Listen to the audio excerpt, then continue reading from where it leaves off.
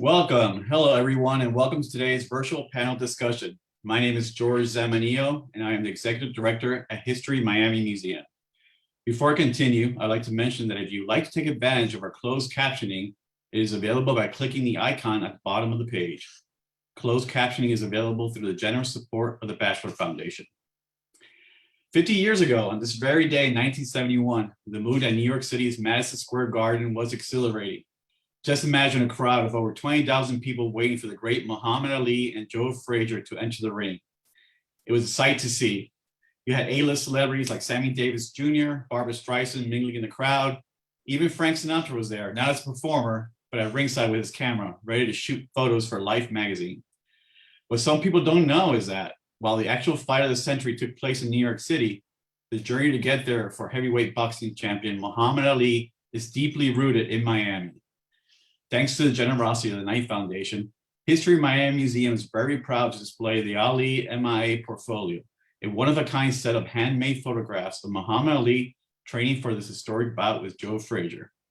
This exhibit inaugurates a new gallery space dedicated to exhibiting highlights from the museum's collection of more than 2 million historical images. This evening, you're in for a treat. We have been able to gather a dynamic panel to examine some of these unique photos, offer a deeper look into the struggles Ali faced while training for this fight in Miami, and explore why this showdown was considered one of the most important sporting events of all time. So let me introduce our speakers tonight. Dr. Marvin Dunn is a native Floridian and professor emeritus, retired chairman of the Department of Psychology at Florida International University. Born during the Jim Crow era, he brings a perspective to Black history that has been missed, distorted, and minimalized in the past. He co-authored the Miami Riot of 1980, Crossing the Bounds, authored Black Miami in the 20th Century, and A History of Florida Through Black Eyes. Dr. Dunn appears regularly on local and national television broadcasts, providing insight on race issues in America. He has been published in major newspapers, and he is a nationally respected scholar, author, historian, and community activist in race and ethnic relations. Welcome, Dr. Dunn. We also have with us this evening Ramiro Ortiz.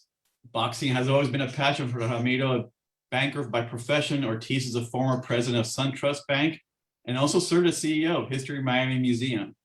A former amateur boxer, in August of 1981, he turned his boxing passion into action when he and the late Hank Kaplan formed pugilistic promotions. They ran monthly shows for the next 3.5 years at the War Memorial Auditorium for Lauderdale. Among the stars they helped develop were future cruiserweight champions Robert Daniels and Slobodan Kakar, and contenders Jose Hibaita, Juan Arroyo, and Adolfo Medel. In 2006, Ortiz was asked by then Governor Jeb Bush to serve in the Florida State Boxing Commission. 2 years later, he was appointed by Governor Charlie Crist as chairman of the commission. During 2010 and 2011, Ortiz promoted monthly boxing shows at the Magic City Casino in Miami, where he helped develop future cruiserweight champion Yunil Dordicos, light heavyweight contender Yuneski Gonzalez, and current feather heavyweight contender Iron Socarras. Ramiro is considered a foremost boxing historian and was inducted into the Florida Boxing Hall of Fame in 2011. It's great to have you with us, Ramiro. Our third speaker tonight is noted author and photographer Andrew Kaufman. Andrew's latest book, The Isthmus, is an epic 260-page cultural odyssey documenting the Panama Canal expansion project and the impact the largest ever public works project in the Northern Hemisphere has had on Panama's culture, its people, and the environment. In addition to The Isthmus, Andrew published a trilogy of Miami's rapidly gentrifying Wynwood neighborhood. Andrew's storied career spans 3 decades, 4 continents, and dozens of countries. In that time, he has photographed over 1,000 editorial and advertising assignments, including the Marlboro Man, had his photos appear as a TV commercial during the Super Bowl, photographed for the Sports Illustrated swimsuit issue, and even dove with sharks in the Bahamas for his work. Andrew's photography is included in the permanent collection of the Yale Library and the University of Miami Special Collections, to name a few. A few years ago, Andrew started on the project Ali MIA by rediscovering photographs of Muhammad Ali from the Louisville Courier Journal. He developed and handmade these one-of-a-kind photographs that now hang in the museum, and we hope that all of you will come and view. We will hear more about those photographs later tonight. Andrew, thank you for joining us. Hello, and our last everybody. speaker, but certainly not least, is Jeb Harris, joining us all the way from California. Jeb attended the University of Louisville, where he became interested in photojournalism after taking a class taught by Tom Harden, who would later become the director of photography for the Courier Journal. He soon started working for his college paper and says it became clear that by working for the school paper, one could get into important events free, be closer to the crowd, and be the eyes of those who were not there, and maybe even catch details that those who were present missed. An internship at the Courier Journal followed, where he met and learned from some great shooters who were previously just legends in his eyes. After stints at the Raleigh News and Observer and the San Bernardino Sun, Harris returned to the Courier Journal from 1978 through 1983. He left the Courier for the Orange County Register in California for the chance to do daily color photojournalism. There he split his time between shooting and photo editing. Jeb won the newspaper Picture Story of the Year in 1982 for the dedication to events surrounding the Vietnam War Memorial and covered Muhammad Ali's final fight. We can't wait to hear about that later on tonight. Thank you for being with us, Jeb. And thank you all for joining us. We have everybody on board? Yep. All right, let's get started. So let's set the stage a little bit. Let's go back to the 60s. They say that Cassius Clay was born in Louisville and Muhammad Ali was born in Miami. Ali's life has strong roots here in the Magic City. He started his journey in Miami in the early 1960s, training at the famed Fifth Street Gym. He won the heavyweight championship there. He announced his conversion to Islam and changed his name to Ali here. He declared his opposition to the Vietnam War here. So let's kick us off tonight, Dr. Dunn. Let's go to the beginning. Tell us a little bit more about what was going on in Miami at the time and what was it like for young Cassius Clay?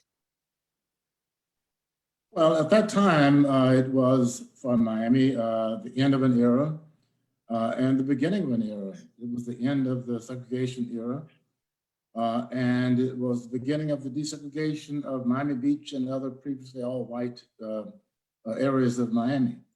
And it was difficult to navigate one's way through that in those early years when Clay was here. But Miami was a place that still had the stench of the South in its public policies and segregation throughout this community.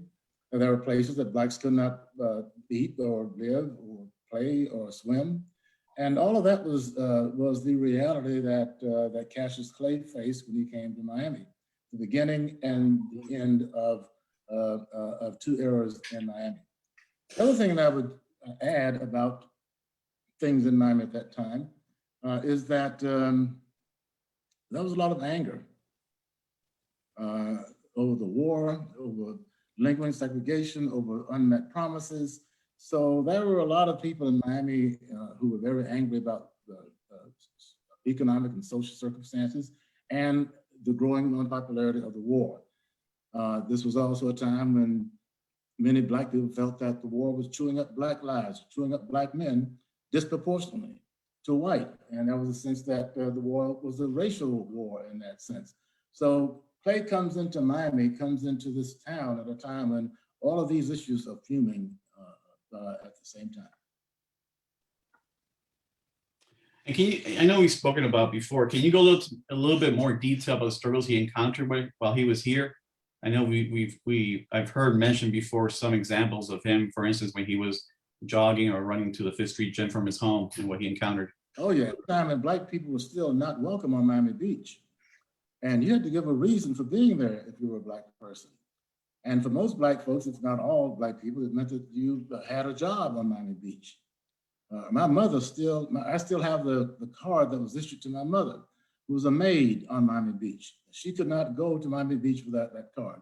So a Black person who was walking across the causeway, a Black man walking across the causeway at night or early in the mornings, this was perceived as not only being unusual, but as a threat.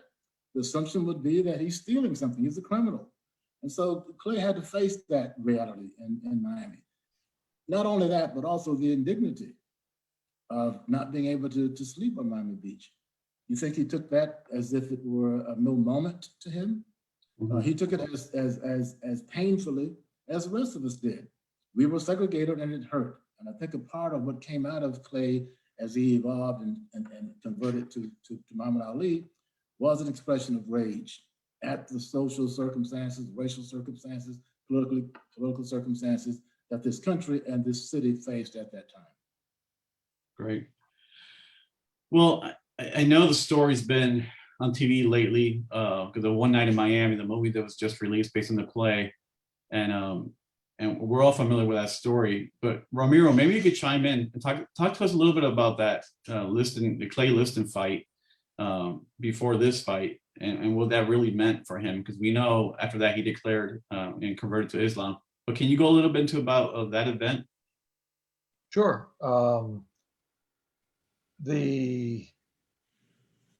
The upset of Cassius Clay over Sonny Liston to this day is considered one of the biggest upsets in the history of boxing. The betting for that event was not, is Cassius Clay going to win or is Sonny Liston going to win? It was, in what round will Liston knock out Cassius Clay? Sonny Liston was a monster multiplied by 10 in the eyes of everybody. He had won the heavyweight championship of the world by knocking out Floyd Patterson not once but twice in the first round. In the fight before that, he had knocked out the European champion Albert Westphal in the first round. So you had this monster heavyweight who had, his last three fights were three first round knockouts. And he was fighting this brash young fighter, Cassius Clay, who was very entertaining. He could talk, but he had not looked particularly impressive. And nobody in the world thought that Cassius Clay was going to beat him. As the rumors started swirling literally a few days before the promotion that Cassius Clay was spending a lot of time with Malcolm X at the time, and that he had been seen around some black Muslims, and that he was on the verge of announcing a conversion to Islam. The promoter, Chris Dundee, was facing his worst nightmare, which he said publicly. He said, in boxing, you need a good guy versus a bad guy. Sonny Liston, because of his thug-like background, was the bad guy. Cassius Clay, the cheerful young heavyweight, to give him a chance, was the good guy. All of a sudden, there's this threat that Cassius Clay is going to announce this conversion, that he's going to become Black Muslim, that he's going to change his name, the proximity to Elijah Muhammad, and so forth. And the promoters are now scared to death that now you've got the ultimate nightmare, a bad guy against a bad guy. And that's not good for the gate. Of course, the fight, the first part of that was the weigh-in and the chaos that Cassius Clay caused in the weigh-in. Nobody had ever seen anything like that before. What people had missed was that Cassius Clay was actually, although Sonny Liston was the monster, Cassius Clay was actually physically bigger than Sonny Liston. And Cassius Clay had trained like a fiend for the fight. Angelo used to have to kick him out of the gym literally, whereas Sonny Liston took him very, very, very lightly. And Cassius Clay boxed circles around Sonny Liston, and Liston failed to come out for the seventh round because he had already taken a licking, and he knew that things were only going to get a lot worse. All of a sudden, you've got the upset of the century, and you've got this new heavyweight champion of the world, who literally at that point had the entire world in front of him. As he was saying himself, I'm young, I'm pretty, and I can't be beat. The translation of that is, I'm going to make a lot of money. Well, that was another translation of it too, which was, in my opinion, he was sticking his finger in the eye of America by doing something he knew was very unpopular with white America. As a matter of fact, when he made that conversion, he was not particularly popular with Black Americans when he converted. Nor was he particularly popular with Black Americans leading up to that fight, because a lot of folks thought he was just talking too much. He was a big mouth and needed to be put in his place. So he entered this fight with some opposition, even within the Black community at that time. You know, I'd like to add something to that, because Dr. Dunn is absolutely right. But my observation, which is he was not particularly popular with the older Black Americans, i.e., I remember Jackie Robinson very publicly criticizing him, and Joe Louis very publicly criticizing him. That's But correct. among young African Americans, he was a hero at that time. That's correct. That's correct. Young African Americans who were being attracted to Islam, to Malcolm, even though they weren't joining the movement, saw in Cassius, as he made this conversion themselves, making a conversion without having to take the risk. And that happened the next day, right after he won the championship. How did that transpire? Because I know I've heard about his manager, his trainer, not being too happy, mostly because of the way he promoted a new name, right? A new athlete. How did that transpire? And what happened there, Ramiro and Dr. Dunn? A lot of anger among Black people. Why is he doing that? What is this Muhammad Ali business? Is he crazy? There was a lot of questioning of, Right. of his behavior among Blacks, not to mention among whites as well. Interesting. Ramiro, you have any insight on that from your relationship with his trainer? Angelo Dundee very successfully avoided getting involved in Ali's personal life. Now, Chris Dundee, the promoter, was a different story. Okay. To promote the rematch, and he knew that was not good for the gate. But Angelo knew that Ali was his own man, and that he could not get in between, and that was his decision. And Angelo respected that decision, and Angelo supported the decision. Now, the rest of the establishment, however you want to define the word establishment, whether it was society, whether it was the sporting world, whether it was the boxing world, at that time he had very little support. I just want to chime in before we move on. We will have a Q&A session following the panel. So please do submit your questions at the Q&A box below, and we'll get to them at the end of the program. So let's go back to that. So he announces he refused to sign up for the draft, right? He says he does not want to fight for a country that oppresses its own people. So he's banned for 3 years. Is that correct? And how did that affect his career, Ramiro? Well, Angelo Dundee always said that we never saw the best of Muhammad Ali, which is tragic. Right after he wins the title, he embarks on a quick tour where he starts defending the title on a very, very regular basis, because his lawyers are telling him, you're going to get into trouble. And here's what may happen. Mm-hmm. And it went as far as saying, you might go to jail. So you need to make a lot of money. So as soon as possible, right after he wins the title, he gives Sonny Liston a rematch. He fights Floyd Patterson. He fights George Travalo. He fights Ernie Terrell. He goes to Europe and fights Henry Cooper, Brian London, Carl Mildenberger, comes back, fights Ernie Terrell, and fights Zora Foley, and he loses his license. And here is one of the many reasons that I have so much respect for Muhammad Ali is that you have certain celebrities that use their celebrity status as a platform. Ali did much more than that. Ali literally risked everything, because at that point, when he refused to take that step into induction, he didn't know. And I'm telling you, he really didn't know if he was going to go to jail or what was going to happen.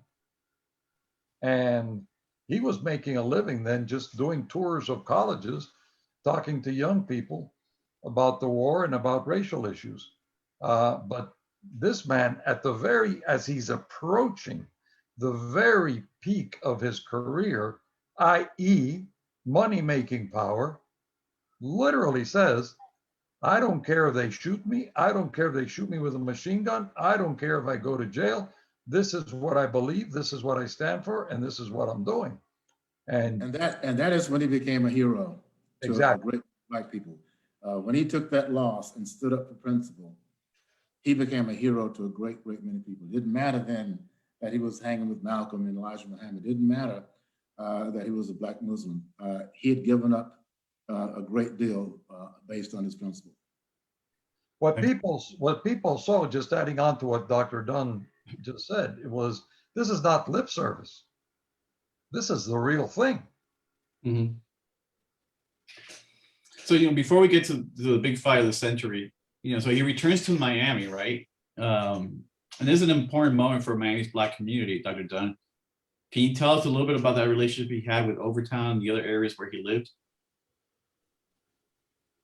Well, when he was in Miami, he lived with a black woman named Eunice Liberty. She was an elderly woman who'd been very active with Mary McLeod Bethune and the women's movement.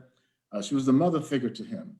And rather than trying to stay in some place in Overtown, like the Ward Hotel, where a lot of celebrities stayed, and where he would create a great distraction, he stayed on a private home with Mrs. Liberty, who told me that once women found out that he was there, that they'd be lined up out the door down the street trying to get a glimpse of him. But she said he was a voracious eater. She couldn't feed him enough. She said he would have anything to do with women. He was totally a private person, and people started talking about him like, is he gay or something? He won't take advantage of what's being offered to him. But he was by that time he was well into his religion, into Islam, and he was respecting the rules and of that religion. And so he was very much into self-denial and living a very pious life, which confused a lot of people. So the fight of the century. So Ramiro, can you break it down for us? What led up to it? And this is the first time two undefeated heavyweight champions match up, correct? It is. I've always said that this was not the fight of the century. I've always said that this was the sporting event of the century.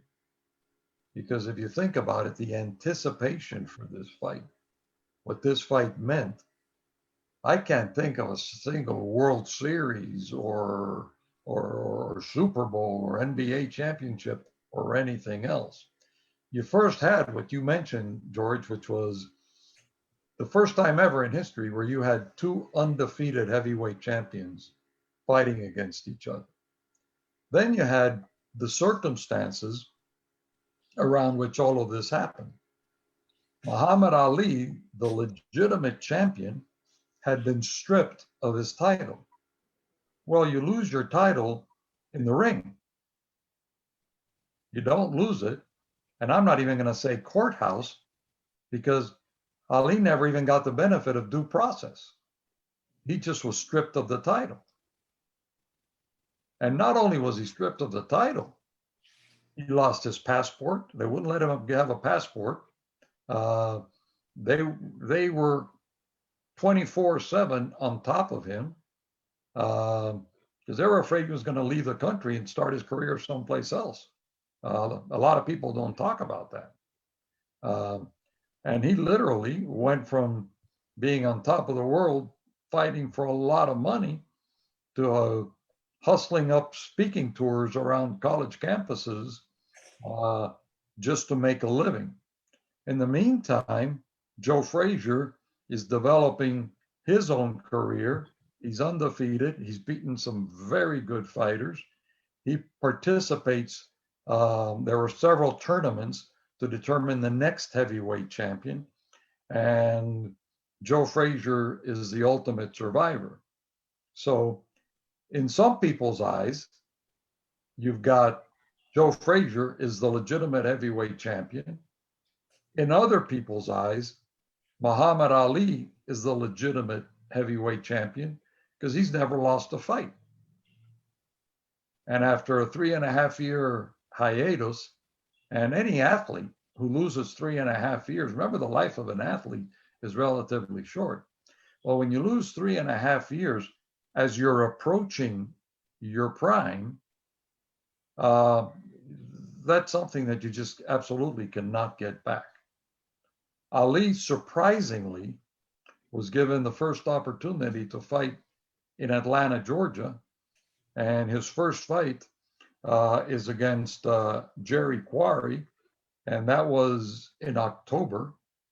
And it ends up being an easy fight for Ali in that he cuts Quarry with a tremendous a right hand that cuts a big gash in Jerry Quarry's eyebrow in the third round. Jerry Quarry is bleeding like a stuffed pig, and his corner won't let him come out for the fourth round. So what does that mean in boxing terms? Good news, you won the fight. Ali is back. Bad news, you didn't get a lot of rounds. A fighter needs rounds. Angelo then puts him into the ring in October against a monster named Oscar Bonavena. Oscar Bonavena was a big, strong Argentine heavyweight who was, let's call it a poor man's Joe Frazier.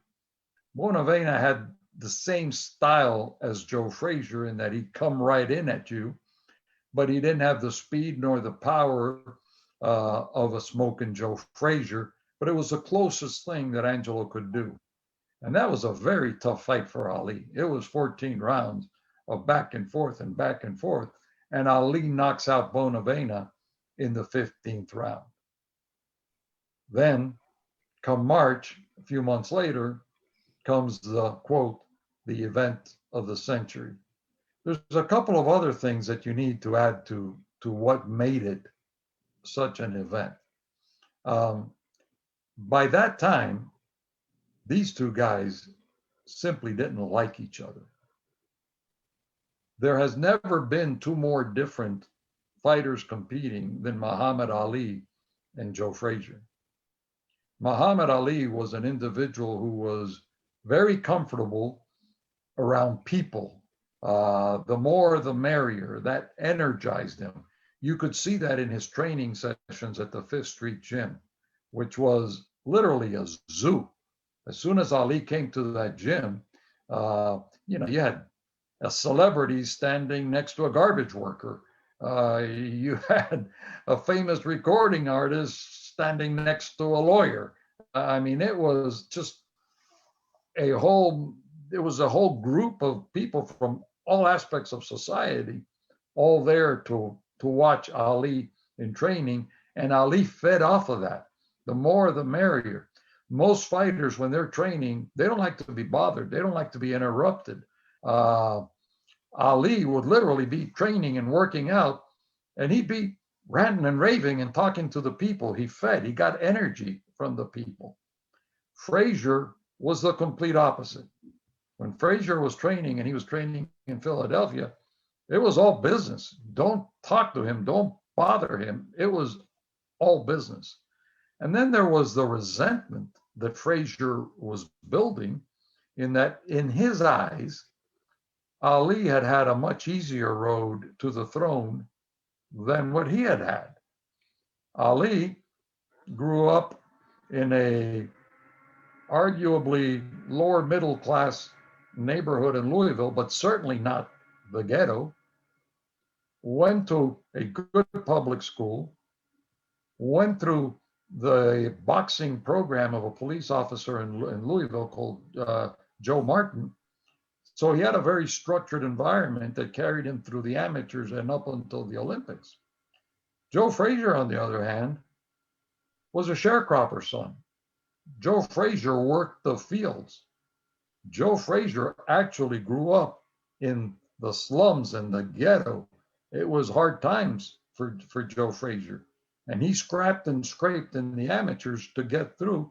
And in the Olympics, people forget, he wasn't the first choice. He was an alternate and got the chance to fight for the Olympic gold medal only because the guy who was supposed to fight, Buster Mathis, got hurt.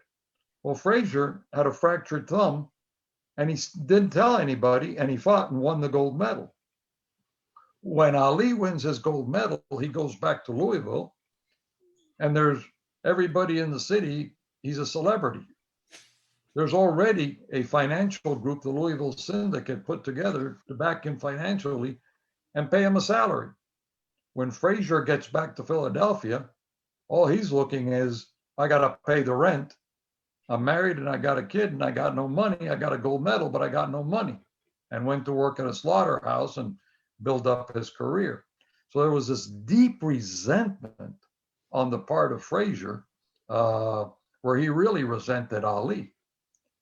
And then you've got the ultimate thing that I think made this such a magnificent event, is that not only did you have two undefeated fighters fighting, but it was much bigger than that. Ali represented the anti-establishment. Everything that he could do to stick his nose at the establishment, he did it. And he did it in a mischievous way, in a fun way, in that people were offended, but then they were laughing about it because that was his personality. But he did everything and more to offend the, quote, establishment. So you've got a guy who's the king of the anti-establishment, and Joe Frazier, let's call it by default, because he certainly never asked for it, he just happened to play the part of the establishment. So you've got in front of the entire world, the anti-establishment king fighting the establishment king. And guess what? This is not going to be an intellectual debate on some campus. This is going to be two fine-tuned heavyweights going toe-to-toe in a 20-by-20 ring.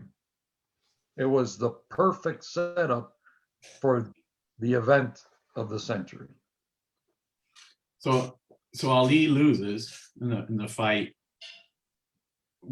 How did he take it and how did he react? What was his next move? And what happens to his following here in Miami?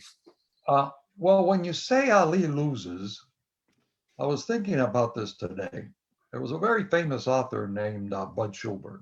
I don't know if you've heard of Bud Schulberg. Bud Schulberg wrote On the Waterfront, the famous line from Marlon Brando, I could have been a contender. That was Bud Schulberg. He was a very famous author, and he wrote a book. He wrote a book about the fight. You know what the name of the book is? Loser and Still Champion, Muhammad Ali. Now, the fight itself was a very close fight. The early rounds, if you were to take the first 6 or 7 rounds, Ali probably wins 4 or 5 of those rounds. And it was also a very tough fight to score because it was, scoring a boxing match is very subjective. And it was a case of quantity of Ali versus quality of the force and the punches of Joe Frazier. And in a way, it's good for boxing that the issue was decided in the last round, the way it was decided with that vicious left hook that Frazier landed on Ali in the famous picture of Ali, but Ali jumped right back up. How did Ali take it? That was what everybody was wondering. How did he take it? The same way he took wins. His people were probably more upset than he was. And by the way, when you say he lost, Ali was forced to go to the hospital for observation.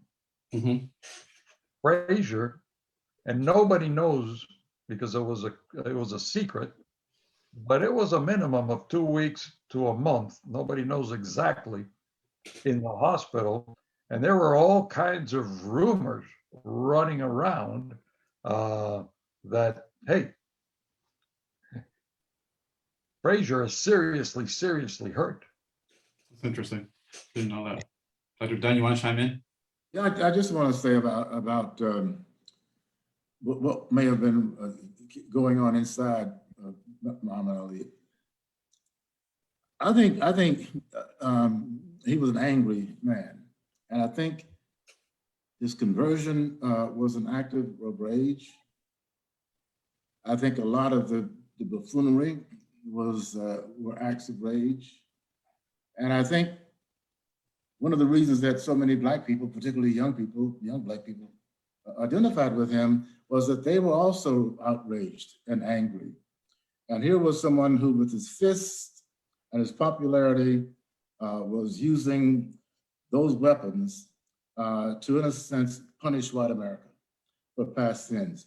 It was not just an admiration of Muhammad Ali for his skill. It was admiration of him for his guts, for his bravery, for his courage, to lose everything, to stand on principle, and particularly as the war developed, to emerge as a figure willing to take the risk of resisting going to war. That gave a lot of courage to a lot of Black and white people, men at the time, about going into that war. That here you have the strongest, bravest man on the planet saying, "I'm not going." So he's not a weakling. It gave courage to others to resist. So the impact of this man, how he used his own anger, his own rage to advance his own popularity, his own career, but also to bring a lot of Black people along with him. Excellent. Well, we're going to get back a little more into the fight later on and the rematch with Frazier. But before we start running out of time, I do want to give an opportunity for other panelists to chime in. So one of the reasons we're here tonight, of course, is because of these newly acquired photos of Ali that we have at History Miami. Many of you have seen through our panel so far the photos coming up on the screen, and they're in our gallery. But Andrew Kaufman helped rediscover these images at the Louisville Courier-Journal. Andrew, tell us a little bit more about how you helped rediscover these images. What was your selection process, and just tell us about the project and overall and what you did. You're mute, I think. Yeah. There you go. Oh, good evening, everybody. This project actually started somehow in 1989. On my first day of college, I was sitting next to somebody who would go on to become a lifelong friend, another photographer, Warren Winter, who now has a publishing company. And he started seeing some photographs a few years ago from the Louisville Courier-Journal of Ali back in the day. And since we had gone to college in Kentucky, we knew those people, and that was sort of our network. So Warren reached out to the Courier-Journal and started a dialogue with them, and lo and behold, they agreed to start work on a book. The book, Picture Ali, which I'm holding here, is of all of these photographs that had basically been forgotten, that they were in the Louisville Courier-Journal's archive, and that they were just languishing for all intents and purposes.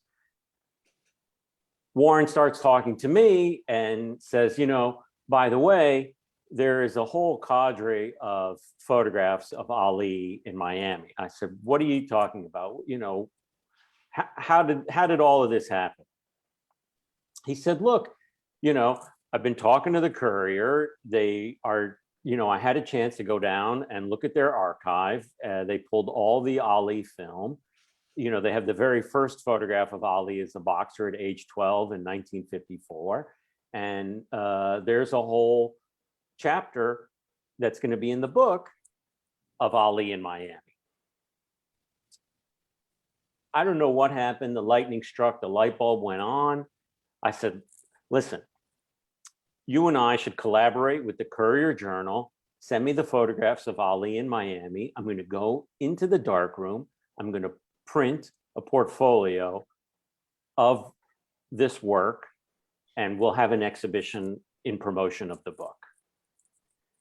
Within a week of me finishing the photographs and then starting to show them here locally in Miami, serendipitously, I met the people at the Colony Theater on Lincoln Road, and they were just about to premiere their drama, One Night in Miami.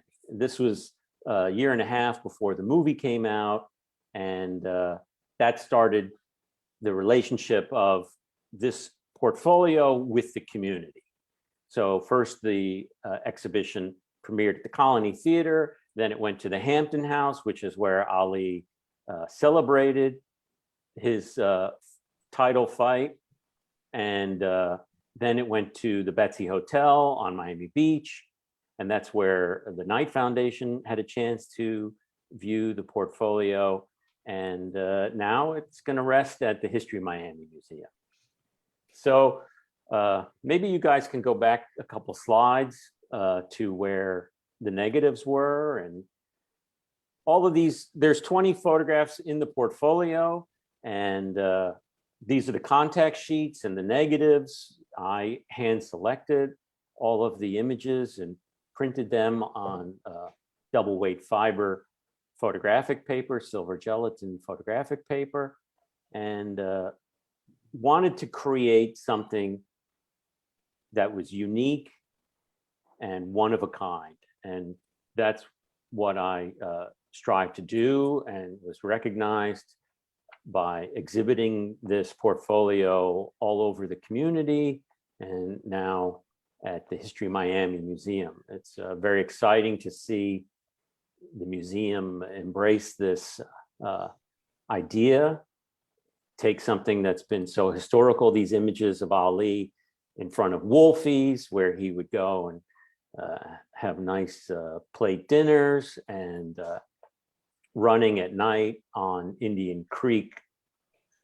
and on Collins Avenue, and crossing the street at the on Washington Avenue at the entrance of the Fifth Street Gym, just embraced in the, or bathed in the beautiful Miami light.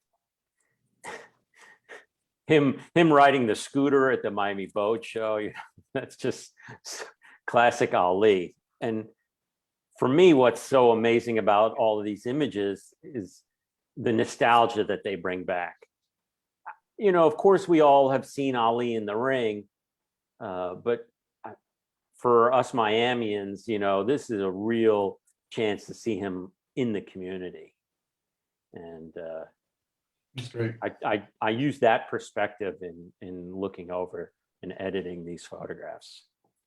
So if people get a chance. That book exists because Ali was very proud of his hometown, and his hometown was proud of him. And he always let the Courier Journal, he trusted the photographers of the Courier Journal, and he let them throughout his whole career, starting in 1954, they started photographing him. He let them have access in a way that few others have. And so his whole time, when you saw pictures of him walking in the street with his great-grandmother and presenting his mother a pink Cadillac in 1960 after his first fight. The book has all sorts of unpublished pictures. And I mention that because at the moment when you're editing something, you're editing for the context of the time. And you might just pick the boxing moment that was the fight turned on. But later on, you realize that it's the hairstyles, the cars, the things that give you context, the people surrounding him in the gym. Sure. Yeah, that's with his Oh, beautiful. pink Cadillac. That's very cool. And so Larry Spitzer, who shot the Miami pictures, passed away in 2016. But he was an old school news photographer. He shot fires, he shot floods, he shot tornadoes, busing demonstrations, civil rights marches. He just did it all. And Well, Jack, can you cover Ali for many years while working for the Courier. What was it like? You know, well, I was only there from 78 to 83. yeah, later years, right? Yeah. But you couldn't be from Louisville and not know about Ali. He was just such a presence. I covered the fight in his last fight in the Bahamas, and The drama in the Bahama. yeah, and I had one memorable episode from that fight. The whole world was trying to get to Muhammad Ali, and the photographer I was working with from the Courier Journal named Keith Williams, who's just a wonderful human being and honest and sincere photographer. He had a good relationship with Ali's team, and they told Keith that we should be at the fountain in the middle of town at 6 a.m. And so there we were, staying there waiting with all our gear, and a limo comes creeping along. And Ali comes shadowboxing behind the limo, just jogging along. So we fell in behind the limo and backpedaling, and our gear banging up against us. And the pictures were great. It was beautiful. The sun was coming up over the ocean, and Ali was just dancing and shadowboxing. And this went on for quite a while. And then we found ourselves a mile or so out in the country, and the limo stopped, and Ali got in. And Keith and I looked at each other, and we're a mile out in the country. And then the car door opens, and Ali sticks his head and says, "Come on, get in." And he gave us a ride back to where he was staying. And we photographed him having breakfast and getting mentally ready for the day. And but he was always on stage, even if it was just two people there. Ali was always a performer, always a performer. Jeb, can you tell us a little bit more about your craft and what is it you look for when you're covering a sporting event, a boxing match? What were you trying to capture? I know it's you're not sure what's going to happen, so you have to be ready for every little moment. But can you explain that process, the thought process? Well, when you're covering a boxing match, of course, you're looking for the key moments, the action. But in the bigger context, you're looking for the behind the scenes things to tell why what happened. And in fact, I was only there, I was a junior photographer. Keith was there to photograph the whole fight. And I only got the first 2 rounds, and I had to go back to the darkroom and transmit. So we made sure to make deadline. And so Keith could be there for the final part of the fight. But these images existed. Well, the hot edit, as I call it, is what you're editing for that moment in that time. And the rest of these outtakes, and there may be 50 or 100 pictures taken for everyone published. And there's a photo editor at the Courier Journal named Pat McDonough who had the wisdom to know that some of these pictures years later would really tell things that were untold. And I mean, I had some negatives, some outtakes in a box in the closet that I sent to him. And I'm sure other people had similar experiences where he pulled from the past with the context of today in mind. And the book is just beautiful. You know, it's behind the scenes of Ali in retirement in R&B with his family, and just all sorts of just moments that Yeah, the book is from age 12 until his demise, and it is one of the most intimate portrayals of Ali in existence. And Jeb and Larry Spitzer are part of that Ali MIA portfolio. Right. Thanks for pointing that out. So one last boxing question before we start taking go back to some of the Q&A. Maybe Ramiro, you can answer this. You know, I know you have an opinion about it, but there was a rematch, right? There were 2 more fights. There were other fights with Frazier. What happened, and especially that last fight in the Bahamas? Well, the last fight in the Bahamas has nothing to do with Frazier. The rematch with Frazier, neither fighter, after that first brutal war, neither fighter was ever the same again. There's an old saying that a fighter leaves something behind every time he fights. Frazier certainly wasn't the same. He then lost his title to Foreman. So Frazier and Ali fight their second match, also in Madison Square Garden, but it's a non-title fight because George Foreman is a heavyweight champion of the world. Okay. And it's Ali learned from the first fight. Ali boxes around Frazier, clinches a lot. The key to that, he kept putting his left arm behind Frazier's neck to immobilize Frazier, and Ali wins the decision.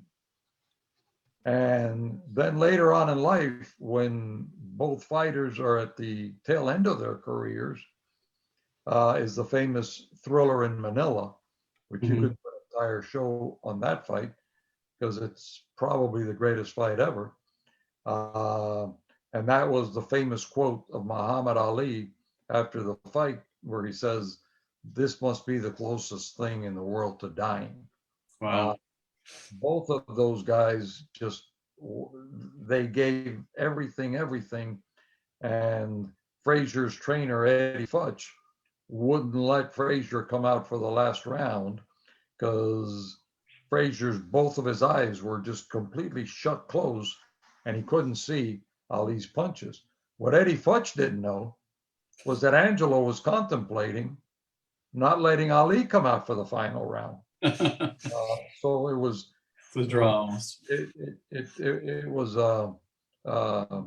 so Ali wins 2 out of 3 fights, but there was a writer named Mark Cram who covered a lot of boxing and wrote a book about the Thriller in Manila, and he has a comment there that I think really captures it. By that time, Ali had regained the heavyweight championship of the world from George Foreman and so forth. So they were fighting that third fight for the heavyweight championship of the world. And what Mark Cram writes in his book is these 2 guys weren't fighting for the heavyweight championship of the world.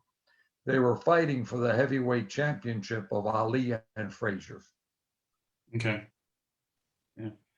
So that last fight, well, not the last fight, but the fight in the Bahamas with Trevor Berbick, that's one that Jeb covered. Any comment on that one? For me, it was very tough. After Ali retired and he makes his first comeback fight, it was tough, very tough, because I idolized this man. And it was very tough to watch the Larry Holmes fight. Early in the fight, I had the optimism that Ali's going to pull something out of the bag and somehow he'll win it.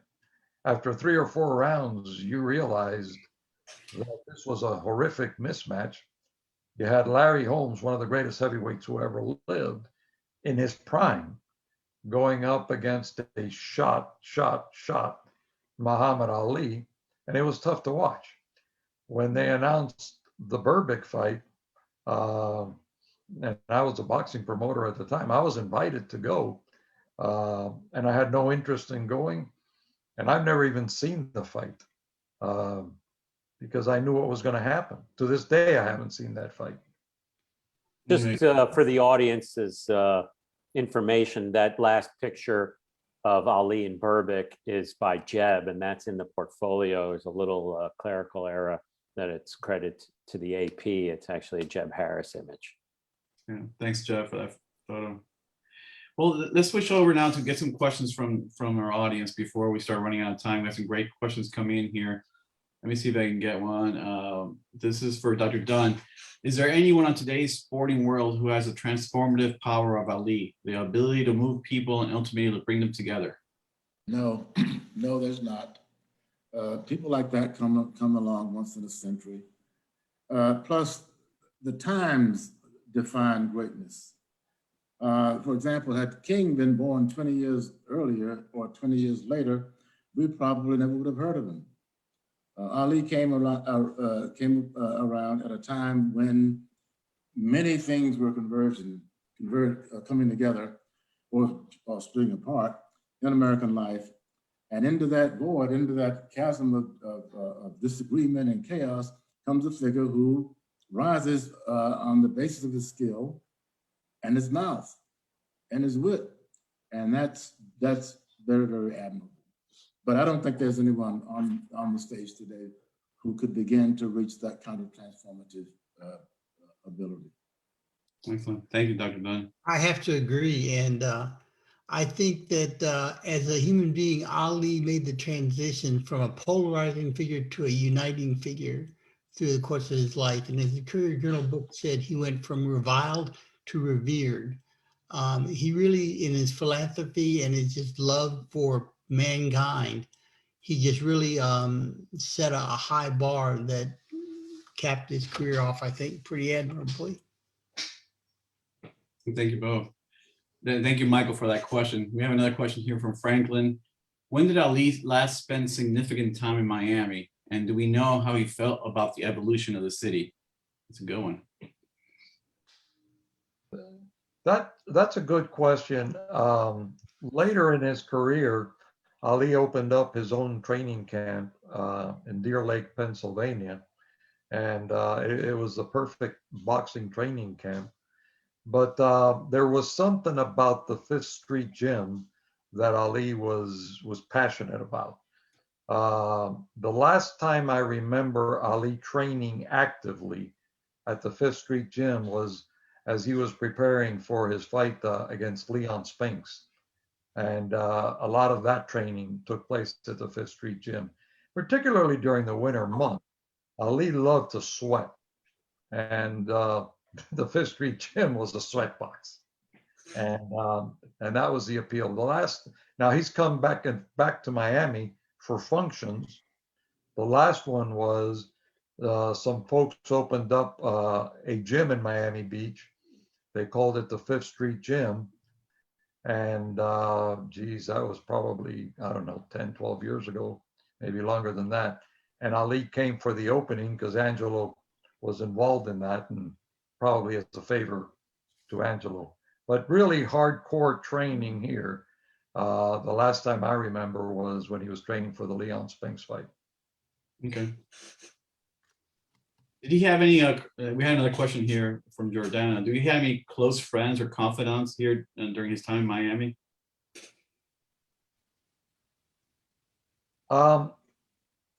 Unfortunately, and one of the, we're all aging. As you look at the folks that were involved in that, unfortunately, most of all of them have passed on. The best friend Ali ever had in life was a fellow named Howard Bingham. I believe that Howard is still alive, and that was the closest, truest friend that Ali had. Ali was. I was just going to say, I think in terms of in Miami, I think that he was very close to Eunice Liberty, the woman in whose home he stayed during his training. And it sounds to me, and from her accounts of their relationship, that it was a close and trusting relationship. She filled a void for him when he was in Miami. Yeah. Excellent. Howard Bingham passed. He was what was known as Ali's photographer. He, as the Courier Journal was the first to photograph him as a boxer at age 12, I would say that Howard Bingham's probably spent more time with Ali than anybody on earth. He was with him through and through. I agree with that. Ali and Howard Bingham was extremely close to Ali, and Ali to Howard Bingham. In terms of friends in Miami, I would also add, of course, Angelo and Dr. Ferdy Pacheco. Ferdy was his personal physician. He was part of the corner, and they were pretty close throughout their lives. That's great. We had a question for you, Andrew.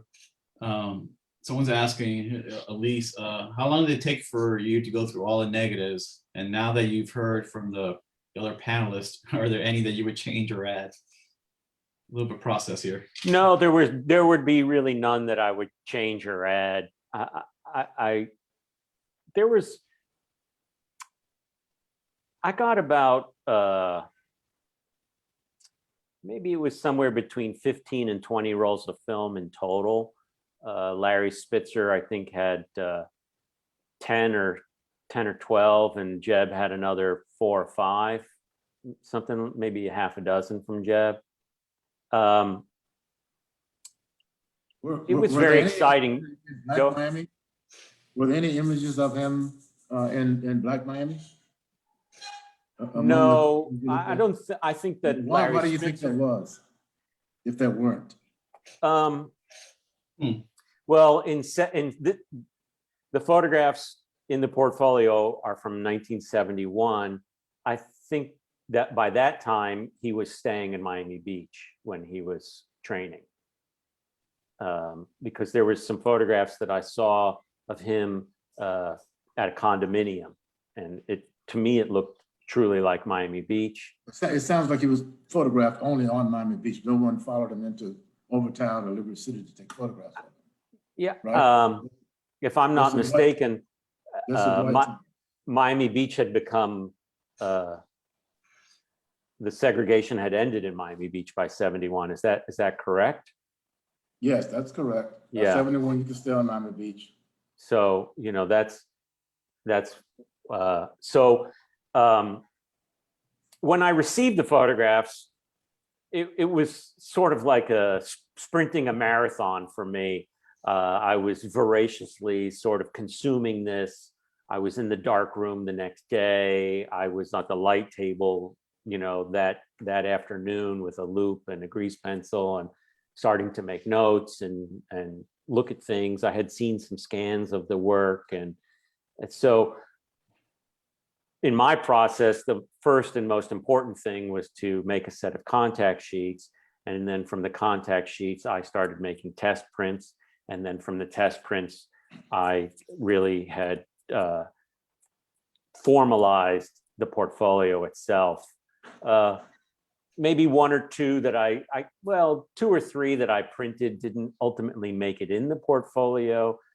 For some reason, I had the number of 20 in my head, and I wanted to make it a very tight edit, something that was compact in a way, but that just spoke to the nostalgia of Miami Beach. And for me, the most exciting images to print, the first and most exciting picture is him taking a drink, bathed in this light through this huge window, and you could see it says Miami Beach, Fifth Street Gym. And then there's another image of Ali sort of messing with his shirt just in the foyer of Wolfie's there on Collins Avenue. And, I have that print in my office because I spent so many days as a child, and eating with my parents and grandparents at Wolfie's, just an institution of mine. There are photographs of him at the Hampton House, correct? Yes. Yeah, that was a Life magazine photographer, Bob Gomel, who made that very famous image of Ali at the counter with Malcolm behind the counter photographing Ali and the crowd. I contacted Howard Bingham for permission to use that photograph on the cover of my book. He said, "Go ahead." Well, Ali had a cadre of photographers and writers following him. So, Howard was probably there. I don't know. I have to look in my photo archive of books and see if that was. You shot it. He was. Well, we had time for two more questions, maybe. I know I'm saving a couple of them that are longer. But Jeb, you alluded to this earlier, but maybe you could answer this one from Gaspar. It says Ali was really a child of the new mass media age and had a certain intuitive understanding of what made for a good image. Some photographers talk about him almost as a collaborator. Was that your experience, or did he have any of the stories that you could speak of that collaborate that? Well, like I said, he was always on stage. I think that he was one of the predecessors in his poetry and in his rhyming. I think he was one of the predecessors of hip hop music just because of the way he phrased things and played with words. I think he did understand the visual media, and he would, throw back punches at cameras and cut up a lot. He was quite a character. I mean, he said things like, if you ever think about beating me, you better wake up and apologize. I mean, he knew what made good media. I think it was if you even dream of beating me, wake up and. Yeah. George, let me add something to the Ali persona and the outrageousness when he was a young Cassius Clay. As he was getting started, there was a wrestler at the time named Gorgeous George. And Gorgeous George was a wrestler who had these blonde flowing locks, and he would walk around the ring and he would do all kinds of outrageous stuff. And the young Cassius Clay was at a wrestling match and saw the people hooting and throwing things at him and so forth. And the more outrageous that Gorgeous George would get, the more Cassius Clay was soaking it in. And I don't remember who was with him, started criticizing Gorgeous George, and Cassius Clay said, "No, man, you just missed it. Every butt in this arena is here to see him lose. But the important point is there's a lot of butts in this arena. And I want to put a lot of butts in seats." This was long before he converted to Islam. This was when he was really starting, that he would walk into the Fifth Street gym and literally half the people there thought he was crazy, because you've got all these pros, established fighters, and Louis Rodriguez, Willie Pastrana, Ralph Dupas, Florentino Fernandez. These are world-class fighters, champions. And in comes Cassius Clay. "I'm the greatest. The only reason that Floyd Patterson's fighting Sonny Liston is because he doesn't want to fight me. I don't want to fight these bums, blah, blah, blah." And he'd go on these outrageous tirades. And everybody thought he was half crazy, because this was long Didn't he get some before. of this from his father? Wasn't his dad sort of like a braggart, the same sort of things that Clay saw and Gorgeous George he saw in his own father? His father was his mother was a very quiet, religious woman. His father, Cassius Clay Sr., was much more brash. He was an artist, and he was much more brash. But the real influence in terms of the, quote, outrageous behavior was he picked that up from Gorgeous George. And that was literally, I would say, either in his late amateur days or very early professional career. By very early, I'm talking first or second pro fight. Wow. In his early days, they called him the Louisville Lip, right? That's exactly right. And he loved it. He would pose for a picture with a big button in his mouth, and with Angelo, like if Angelo was stitching up the button, and that was a publicity picture. Yeah. Well, let's do respect for everyone's time. Let's do one question. I've had 3 or 4 people ask me, having watched Night in Miami, how will that film reflect the reality and emotion of a day in Miami, an evening at the Hampton House? I try to picture other guests reacting to the Nation of Islam security. Was that correctly portrayed? I know they took some fictional liberties there, but what can you tell us about the time and what was going on? Dr. Dunn, you want to reflect on that? Yeah, I think the presence of the security people from the Muslims. I think you froze there. Once he declared it was legitimate, that was the way they liked that around their significant figures. But I think the main thing to keep in mind about You're breaking up a little bit. what was going on was that it was a risky thing to do. So it doesn't surprise me that once he made the declaration that the movement, the people in the Islamic movement, Black Muslims, came around him, protected him, and then used him very effectively for their own purposes.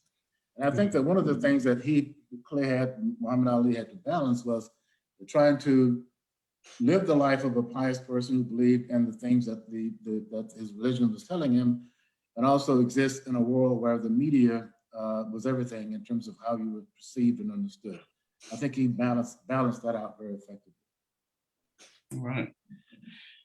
Well, let's wrap it up. It's already 7:10, and thank you all. This has been great. Thank you to all our speakers for the time, insight, and expertise. And thank you all for joining us. We hope you enjoyed the program. We truly appreciate your input and ask you please take a minute to tell us what you think about today's program. You can click on the survey link in the end of the chat. Your feedback really helps us evaluate and improve our programming at the museum. And please visit the museum. We are open. Our buildings are open. We're following safety restrictions. We're a very safe place to visit. And we're free. We're continuing to offer free admission to the museum as a small token of our appreciation to our community during these difficult times. So thank you again for joining us, and stay safe and have a great evening. Thanks. Thank you.